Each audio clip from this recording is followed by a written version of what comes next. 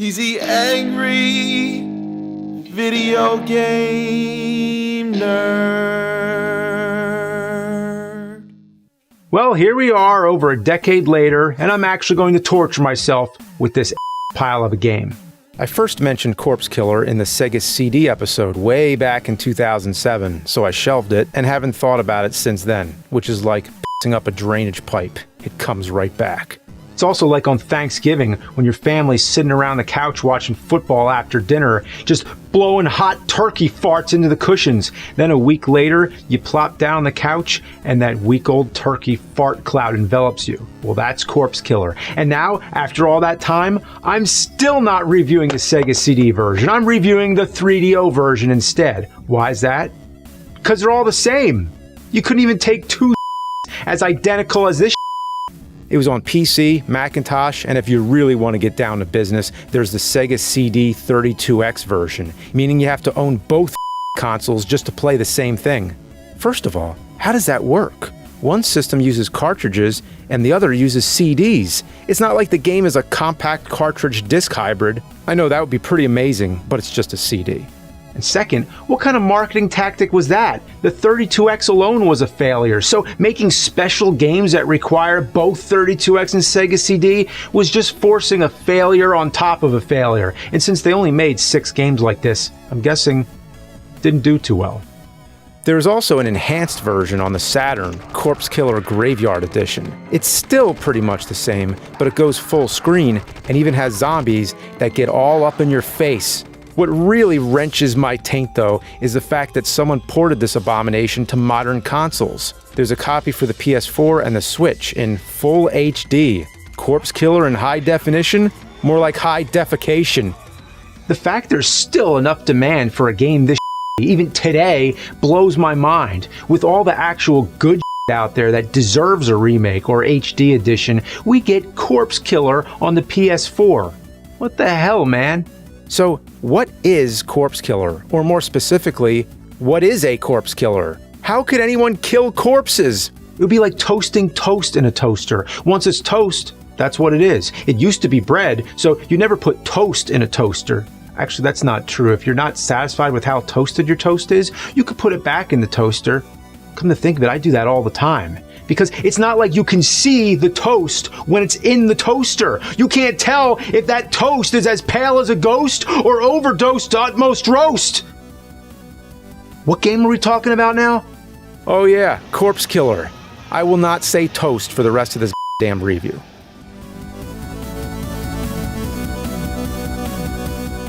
Alright game, you're getting reviewed now. It's a baffling mess of graphics, poor control, and vomit-inducing sound, all set to a backdrop of a low-budget B-movie. The B-movie part is fine, but when you mix a B-movie with the game, it's like making cake batter out of monkey barf and horse. All the live-action scenes were directed by John Lafia, the writer of Child's Play and director of Child's Play 2. No kidding. Sandwiched in between the cutscenes are levels where you play as a nameless Marine and walk slowly to the right on some jittery backgrounds. Scale and perspective have absolutely zero meaning on this island. There's a bunch of airplanes in this level that look smaller than the zombies. And here there's giant skeletons all over the place. Seriously, look how giant these mother skeletons are. Kinda reminds me of Terminator 2, the arcade game, if they made the whole game over a weekend. Calling Corpse Killer a game is far more than it deserves. You'd have more fun navigating a DVD menu with your tip. So anyway, the object of the game is to save all your fellow Marines from the evil Dr. Hellman. I'm guessing he decided to give up on his mayonnaise empire and move on to raising an army of voodoo zombies for world domination or some Hellman is played by Vincent Schiavelli. You might remember him as the hobo ghost from Ghost, who teaches Patrick Swayze how to use his ghost powers. So, you parachute in and get attacked. Here you meet your two companions, Winston, your driver and guide, and Julie, a no-nonsense reporter looking for the scoop on the zombie-infested island.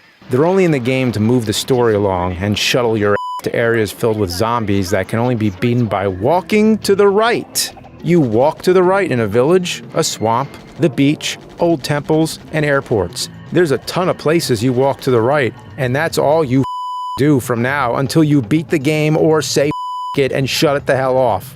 On your way, you can collect special bullets. They're required to kill the boss enemies and these weird jack-o'-lantern looking guys, but they barely give you any throughout the game.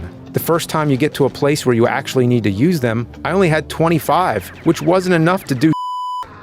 You need to get the special bullets. Without them, you can't beat the boss. But the game doesn't have the courtesy to give them to you, so I just keep getting to the same point and dying over and over. At one point, I start hitting random buttons thinking it might do something, and it did alright. It kicked me out of the level. Hitting the C button stops the game dead in its tracks and kicks you out to this weird menu screen. If they put the option to abort the level in the pause menu, I'd be fine with it. But making it a regular button that you're more likely to hit by accident is just.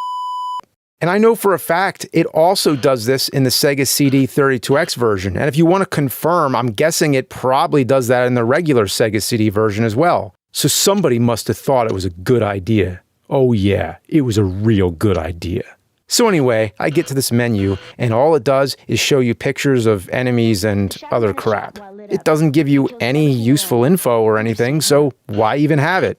Eventually, I found out how to get back into the game by selecting the map. This is where the game switches things up a bit. You can go back to the main game, but it starts you at the beginning no matter how far you got. This really scraped my I hit one button by accident and I'm booted back to square one. If you want, you could actually do some side quests also. Depending on what you choose, you can do missions that get you health power-ups, special ammo, or you can choose to do quests for Winston or Julie. If you help Winston, he just finds a bunch of treasure and talks more. That's it. It has absolutely no bearing on the game whatsoever. If you help Julie, you get some backstory into the events in the game. All in all, these quests are just a waste of time. The last thing I want to do when I'm playing a horrible mess of a game is extend the duration of suckery and do unnecessary garbage. So the first level you have to beat is Zombie Town. It's just a giant wall with zombies throwing a bunch of crap at you. It's pretty easy, but you have to play the same exact level like 5 times throughout the game. After you beat it, you can either choose the village or the swamp. It's the same thing either way. You fight the same 4 enemies until you walk far enough to the right and the game progresses. Other than the regular zombies, there's these weird shadow guys walking around. They're just lazy palette swaps of the same zombies, just without any color or detail. So if you shoot them while they're dark, you get hurt. You have to wait till they light up, then they kill every zombie on screen. Oh, and about those jack-o'-lantern zombies, they're completely immune to normal bullets. Only the special bullets kill them, but you need to save the special bullets to kill the boss. So you have a decision to make. Either take a hit and lose life, or use that special, precious ammo. All the zombies look like absolute They slide all over the backgrounds and look like they're hanging by wires, because I'm pretty sure they actually were. Some are wearing whatever clothes they showed up in, and others have Halloween masks on. They look like they just went into the Halloween section of a dollar store and bought up anything they could on November 1st. You eventually make your way inside the fortress, which is filled with a bunch of middle-aged dads in pink shirts. I guess they're zombies, but they look like a bunch of golfers wandering around an ancient temple. Eventually, one of the zombified Marines attacks you, and you have to turn them back by using the special ammo. That is, if you have any by this point, because I didn't. I got to this part 5 times and never had enough ammo to finish it. So I had to abort the level and start all over again. I wasted more time on this than I want to admit. I mean, who wants to go around telling people that they played Corpse Killer for 8 hours over their weekend? You sound like a psycho, especially if you said it to a random person on the street. So I'm not proud of this, but after getting absolutely nowhere for hours, I had to use cheats. I know, it's up. The 3DO doesn't have a Game Genie, but it does have the Game Guru. There ain't no magic on this console. There wasn't even an infinite ammo code, just one that gives you a lot of bullets. Even cheating on the 3DO sucks. Eventually I got up to the boss and changed them back.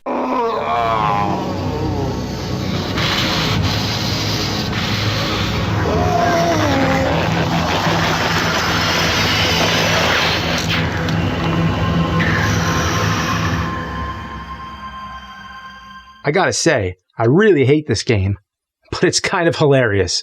After you change your buddy back, you hang out with them and drink some out of a skull that replenishes your health, and then head back to defend the graveyard. So the graveyard serves as your home base in all this. I mean, that's pretty smart. The heroes decide that the best possible place they could make a home base during a zombie apocalypse is a graveyard! So from here, you run through the village, head to the fortress, fight more jack-o'-lanterns and sad golfing dads, then save another marine, rinse and repeat. That's it.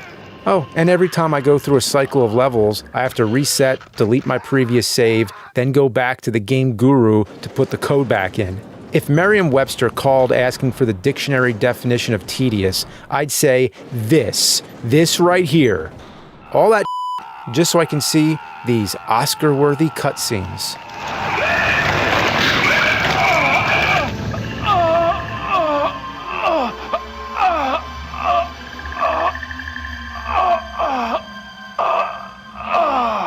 Apparently, transforming back from a zombie makes you feel like you just lava into your boxer briefs. After repeating this 4 times, you finally face off against Mr. Mayonnaise himself, Dr. Hellman. And it's one of the most incredible sights I've ever seen in FMV history. And I say that without an ounce of sarcasm. Because we are the new order!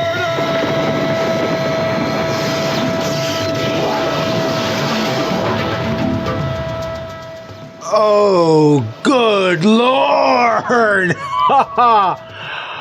The final boss of this game is a JPEG of Vincent Schiavelli's face, spitting an endless stream of zombies at you.